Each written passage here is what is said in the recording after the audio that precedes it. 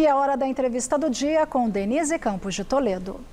E eu converso agora com o Lucas Pavanato, que é vereador mais votado aqui de São Paulo, eleito pelo PL. Lucas, boa noite. Boa noite, uma honra estar aqui conversando com vocês, expondo minhas ideias e divulgando também o meu nome. É isso, o Lucas Pavanato ficou muito conhecido nas redes sociais, ele tem mais de 3,3 milhões de seguidores nas redes sociais, 26 anos apenas, ele conseguiu mais de 161 mil votos, foi comentarista da Jovem Pan por algum tempo, mas a sua força mesmo veio da rede social, né, Lucas? Com certeza, as redes sociais foram um carro-chefe muito importante aí na minha campanha e me permitiram conseguir transmitir uma mensagem que anteriormente ela era marginalizada no discurso político. Anteriormente, se você falasse contra ideologia de gênero, contra o aborto ou outras pautas que são pautas conservadoras, você era taxado como radical e os veículos tradicionais de mídia não davam espaço para esse tipo de ideia. A rede social me permitiu falar o que eu penso e quando eu pude falar o que eu penso, milhares de paulistanos se identificaram e a gente está mostrando aí, o recado foi bem claro de que a direita veio para ficar e aqueles que não gostam, não toleram, não suportam as nossas ideias vão ter que aprender a lidar com isso. E você já se coloca desde o início como conservador de direita mesmo, seu partido é de direita. Agora você teve uma certa experiência na área política porque você foi estagiário, começou como estagiário no gabinete do vereador Fernando Holliday, que não se candidatou agora à reeleição. Teve apoio do Nicolas Ferreira, que também foi dos mais jovens eleitos no país, ele é do PL de Minas Gerais, e teve apoio do ex-presidente Bolsonaro. É isso? Exatamente. Mas pode prosseguir. Exatamente. O Holliday já é um amigo de longa data. Ele não quis ir para a reeleição porque ele está cursando a faculdade de medicina, ele vai ter que focar na faculdade. E o Nicolas é um amigo mais recente, mas que também por identificação de bandeiras e de pautas, ele resolveu me ajudar aqui na cidade de São Paulo para que eu seja um braço dele aqui em São Paulo na luta pelo conservadorismo. Agora você foi candidato antes pelo Novo. Não é? Você acabou indo para a suplência porque não conseguiu. Com essa votação de agora, se conseguiria tranquilamente. Exatamente. Com essa votação de agora, eu entrei e ainda ajudo a vir mais dois aí no partido, graças a Deus. No Novo, eu terminei a eleição, tinha apenas 60 mil seguidores no Instagram. Era uma campanha muito pequena, com pouco recurso. Mas, apesar disso, na época eu fiz uma votação expressiva. Na época ainda o Novo tinha candidatura própria, nós não estávamos com o Bolsonaro e ainda assim fiz 36 mil votos na época. Acho que foi um bom primeiro passo, que me trouxe muita experiência. Após isso, me aliei ao presidente Bolsonaro, ele me convidou para vir para o PL, fez meu evento de filiação, acreditou em mim e por isso hoje eu estou aí, o mais votado do Brasil, o terceiro mais votado da história. Agora, Lucas, você apoiava o Pablo Marçal na candidatura à Prefeitura de São Paulo, né? Você esteve com ele. Como é que você avalia hoje o cenário político?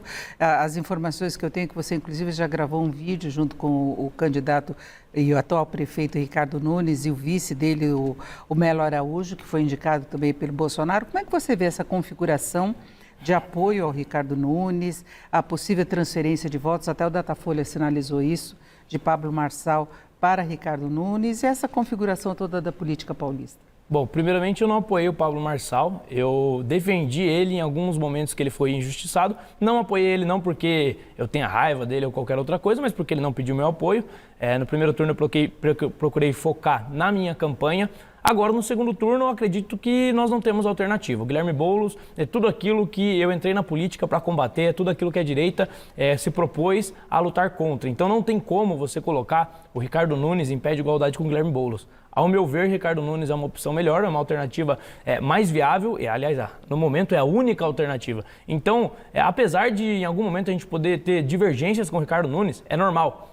O apelo que eu tenho feito usando minhas redes sociais é para que todos aqueles que têm alguma reticência entendam que o Boulos é um candidato que não temos conversa, é um candidato que é a extrema esquerda, representa o oposto de tudo aquilo que pensamos. Ricardo Nunes é de direita? Não, é um cara de centro, mas é um cara que aceitou um vice de direita e que é mais negociável do que o Guilherme Boulos. O Guilherme Boulos, se ele vier, ele vai vir para fazer pautas como ideologia de gênero avançar, vai acabar com a saúde fiscal da cidade de São Paulo e ainda pautas como aborto tendem a ficar ainda mais fortes na cidade.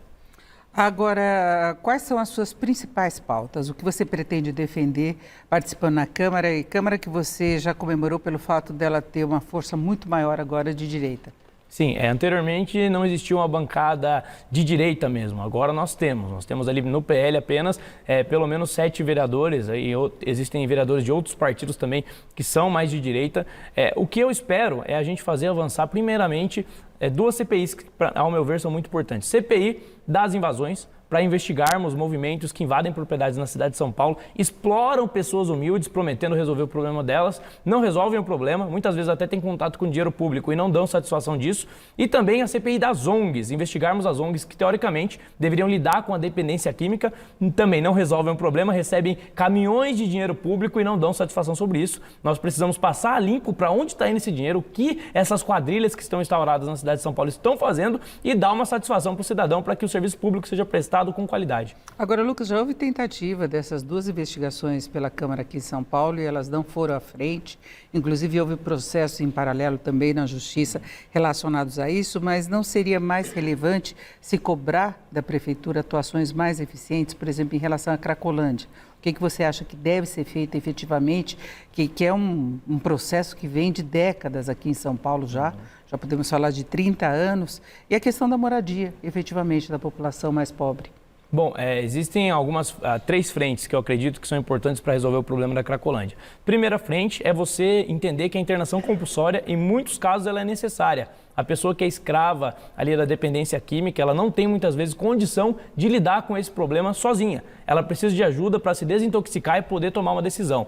Além disso, entender que também é um caso de polícia. A partir do momento que você tem moradores de rua ocupando aqui o espaço de uma calçada que não lhes pertence, atrapalhando o comércio, prejudicando a propriedade de outras pessoas, tem que sim a GCM intervir. E por último, os movimentos, as ONGs, etc., e por isso eu defendo a CPI, que teoricamente deveriam lidar com esse problema da dependência química e não lidam, elas precisam ser eficientes. Para ser eficientes, a gente precisa passar a limpo para onde está indo o dinheiro. Porque se está indo dinheiro e o problema não está sendo resolvido, alguma coisa está errada. Então, quando a gente passar a limpo, ver quais são os gargalos dessa destinação de recursos e conseguir direcionar ele para ONGs realmente eficientes, aí a gente começa a melhorar o problema da Cracolândia. Eu falava dessa questão de propostas efetivas e não de CPI, porque CPI dá uma travada também nos trabalhos da Câmara e a questão de projetos, não é? Quais seriam as suas prioridades em termos de apresentação de projetos? Nós temos também projetos no sentido de combater a ideologia de gênero aqui na cidade de São Paulo. Temos projetos no sentido também de trazer melhor educação para as crianças, trazendo educação financeira e empreendedorismo para as escolas. Educação financeira para quê? Para que as pessoas desde cedo aprendam a poupar. O Brasil tem um nível de poupança muito baixo, o que impacta na produtividade e também causa muitas vezes um problema de falta de investimento. E com falta de investimento a gente tem menos emprego. Então, ensinar as pessoas a lidarem com o próprio dinheiro e empreendedorismo para elas aprenderem a buscar novas fontes de renda. Isso tem que ser ensinado desde cedo, de uma forma orgânica no médio e no longo prazo. Isso melhora a economia como um todo. Esse foi o embate do prefeito Ricardo Nunes com Pablo Marçal durante os debates, inclusive. E Ricardo Nunes disse que já está avançando essa preocupação com relação à educação financeira, não é? Então, você tende a estimular que isso ocorra de uma forma mais perceptível. Sim, e como vereador eu posso propor isso como matéria optativa e pretendo fazer isso para que essa pauta avance. Acho que é muito difícil algum cidadão comum não concordar com essa pauta. Quem vai discordar é a extrema esquerda de Guilherme Boulos, que vai dizer que é uma pauta capitalista, e eu vou concordar exatamente por ser capitalista. Eu acho que nós vivemos em uma sociedade que busca o capitalismo e, como isso, as pessoas precisam aprender a lidar com esse sistema. Não dá para ser contra a educação financeira de modo algum, até o que está acontecendo com as bets mostra a importância das pessoas terem conhecimento e evitar endividamento. Eu acho muito difícil alguém ser contra essa formação. Agora, eu queria falar com você a respeito de algo que você disse num debate que você participou.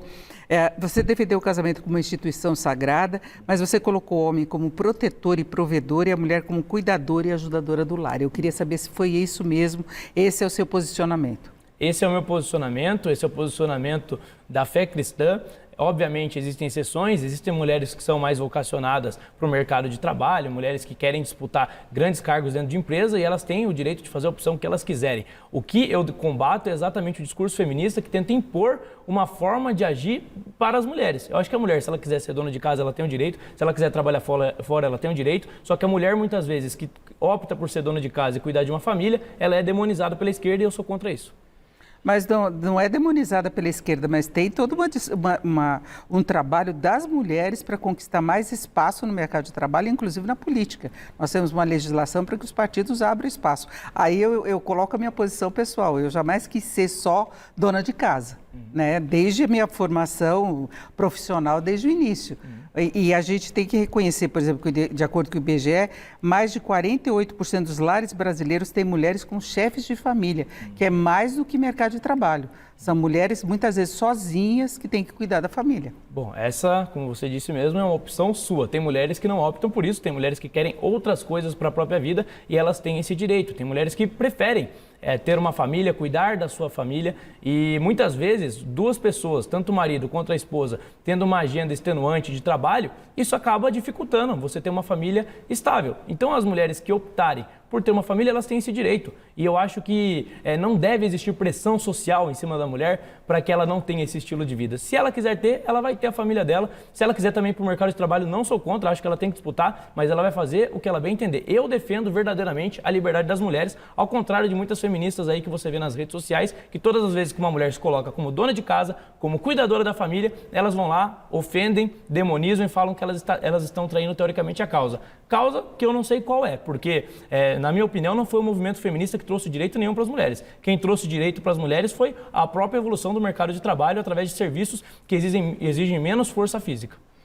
Lucas, eu colocava isso daí apenas porque eu acho que a mulher que resolve trabalhar, que muitas vezes encontra muito mais dificuldade, falta de suporte, inclusive para cuidado partilhado dos filhos, creche e assistência, do que aquela mulher que faz a opção de ficar em casa. Geralmente ela tem que ter uma condição financeira para poder ficar em casa, tem essa questão também colocada. A gente está quase encerrando, mas eu queria falar isso, não é discriminação contra aquela mulher que prefere ficar em casa. Agora, até pela circunstância econômica, muitas vezes é difícil. Sim, por isso que é importante a família e o casamento, porque duas pessoas juntas, elas vão ter mais formas de conseguir recursos de cuidar da própria família. Quando uma pessoa está sozinha, obviamente, a vida é mais difícil e quando você tem um incentivo muito grande a uma liberdade sexual desregrada, acaba acontecendo de você não ter famílias estáveis e isso são consequências inevitáveis. É isso, nós ouvimos o Lucas Pavanato, que é o vereador mais votado aqui de São Paulo, que foi eleito pelo PL. Lucas, muito obrigada pela sua presença aqui no Jornal da Gazeta, uma boa noite. Agradeço a oportunidade, espero fazer um bom mandato para honrar meus eleitores e agradeço a Jesus Cristo por essa glória. Com vocês.